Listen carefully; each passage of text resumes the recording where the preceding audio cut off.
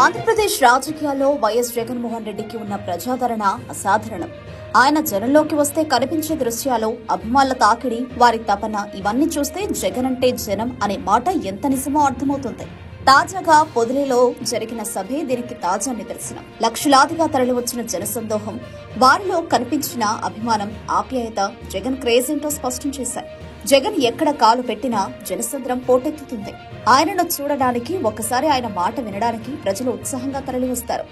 జగన్ కోసం జనం ఇంత తపన ఎందుకు అని అడిగితే అందుకు అనేక కారణాలు కనిపిస్తాయి. ఆయన ప్రజల మనిషిగా, వారి కష్టాలు తెలిసిన నాయకుడిగా గుర్తింపు పొందారు.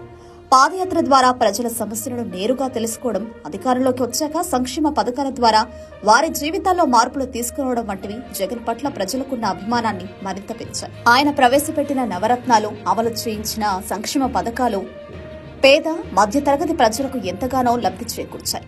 ప్రభుత్వ పథకాలు నేరుగా లబ్ధిదారులకు చేరువయ్యేలా చేయడం, పారదర్శకత పాలన అందించడం వంటి చర్యలు ప్రజల్లో జగన్ పట్ల నమ్మకాన్ని, విశ్వాసాన్ని పెంచాయి. అందుకే జగన్ వస్తున్నాడంటే ప్రజలు తమ పనులన్నీ పక్కన పెట్టి ఆయనను చూడటానికి, ఆయన మాట వినడానికి తరలివస్తారు. పొదిలి సభలో కనిపించిన జనం, వారి అభిమానం చూస్తుంటే ఆంధ్రప్రదేశ్ అసలైన సీఎం ఎవరనే ప్రశ్నకు సమాధానం స్పష్టంగా కనిపిస్తుంది.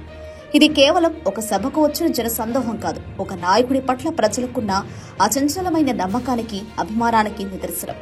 కరకట్టలో ఈ రోజు ఎన్ని టీవీలు పగులుతాయో, ఇక్కడ గ్రీన్ మ్యాట్లు లేవురా, మిక్స్డ్ ఫ్రూట్స్ వంటి వ్యాఖ్యలు ఈ ప్రజాదరణను జీర్ణించుకోలేని వారి నిస్సహాయతను తెలియజేస్తాయి. జగన్ అంటే జనం, దానికి ఇదే నిదర్శనం.